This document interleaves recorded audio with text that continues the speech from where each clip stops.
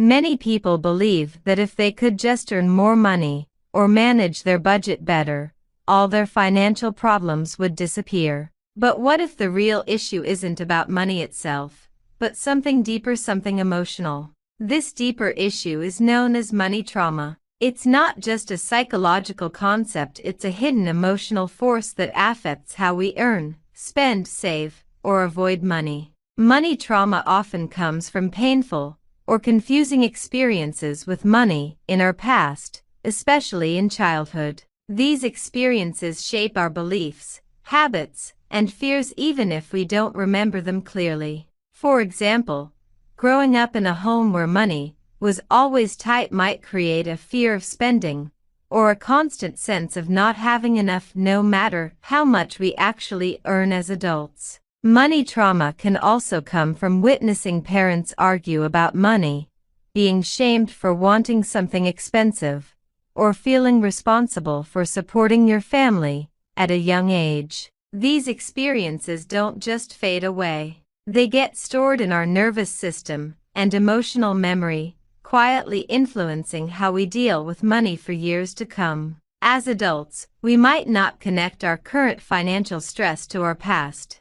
We might think we're just bad with money or unlucky, but often, we're repeating patterns we learned long ago. These patterns can look like chronic overspending, avoiding financial decisions, or undercharging for our work. And they're not about logic, they're about emotion. Understanding money trauma is the first step to healing. It's not your fault, and you're not broken. You've simply been shaped by experiences that now need to be processed and transformed. Money trauma doesn't always show up in obvious ways. Sometimes it hides behind what seems like normal behavior, like constantly checking your bank account or refusing to spend money on yourself. You might work hard but still feel like you're never doing enough. Or maybe you earn well, but feel anxious every time you spend, like something bad will happen. These are signs that money is no longer just a tool, it's become emotionally loaded.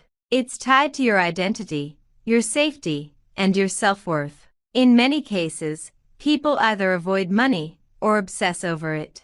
They might ignore bills out of fear, or micromanage every dollar to feel in control. Some people sabotage their own financial success without knowing why. As soon as they save a little, they find a reason to spend it, or they turn down opportunities that could improve their finances.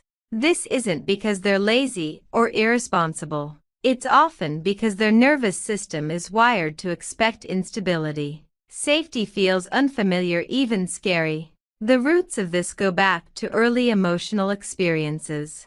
If money once brought pain, stress, or conflict, your body remembers even if your mind doesn't. Imagine being a child and hearing your parents fight about money, or being told you were selfish for wanting something nice.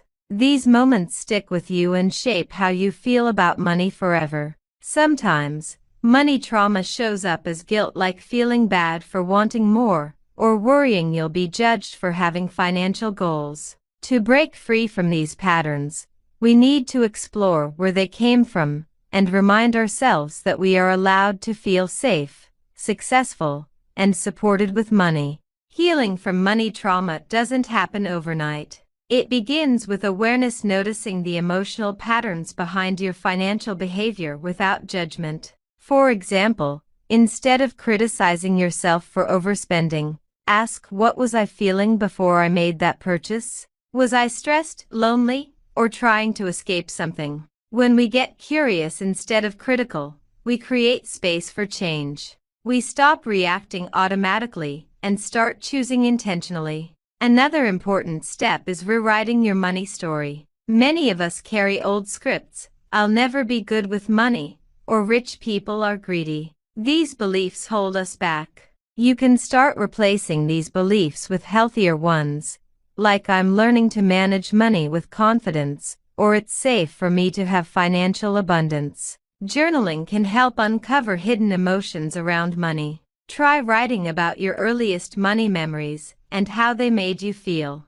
You might discover insights you never expected. Talking to a therapist or coach who understands money trauma can also be powerful. Sometimes, we need support to process pain we've carried for years. Even small steps matter. Celebrating a tiny financial win, like paying off a small debt or sticking to a budget for 1 week, helps rebuild trust with yourself. Healing is not about perfection. It's about progress, slowly shifting from fear and shame to peace and confidence around money. Every time you choose awareness over avoidance and self-compassion over self-judgment, you're healing not just your bank account, but your relationship with yourself. One powerful way to heal money trauma is by practicing self-worth. When you begin to believe that you deserve abundance, your financial behavior naturally shifts. This means setting boundaries, like saying no to underpaid work or walking away from toxic financial relationships that drain your energy. It also means treating yourself with respect, whether that's investing in your education, allowing yourself rest, or simply buying something that makes you feel good. Money trauma often disconnects us from our bodies. We ignore our gut feelings, override our stress signals, or stay in scarcity out of fear. Reconnecting with your body can be deeply healing. Notice how your chest feels when you look at your bank balance. Where do you tense up? What emotions arise? These body signals offer important clues. They reveal fears, memories, and emotions you may have buried. Listening to them is a form of self-respect. Also, remember that healing is not linear. You may feel empowered one day, then triggered the next. That's normal. Growth comes in waves, not straight lines. Celebrate the small wins. Did you open a savings account? Say no to a purchase you couldn't afford. Acknowledge that. These are signs of transformation. Money healing is also about community. Surrounding yourself with people who support your financial growth, not shame it, is vital to your progress. You don't have to do this alone. Sharing your story, learning from others, and giving yourself grace along the way can make the healing journey lighter and more meaningful. As you continue your healing journey, it's important to remember that your past does not define your financial future. You are not stuck, you are evolving. The patterns you inherited or developed were survival tools. Now, you have the power to upgrade them into strategies for stability, peace, and prosperity. Forgiveness plays a role, too, not just forgiving others who may have hurt you financially, but also forgiving yourself for the choices you made when you didn't know better. You did what you could with the tools and knowledge you had. And now, you're building new tools: emotional, psychological, and financial. Your relationship with money is like any relationship. It needs care, communication, and consistency. It's not about perfection, it's about showing up. Be proud of yourself for even reading this far. That shows courage, the courage to face something many people spend a lifetime avoiding. Keep asking questions. Keep learning. Keep listening to your inner wisdom. Healing your financial life is an act of power and love for yourself and those you care about. There will still be challenges, unexpected bills, emotional triggers, moments of doubt. But now you face them with awareness and tools you didn't have before. Each small, conscious financial decision you make, whether saving a few dollars or changing your mindset, is a victory over old patterns that no longer serve you. And if this journey sparked something in you, a shift in thought, a moment of clarity, or a deep breath of relief, consider joining others on this path.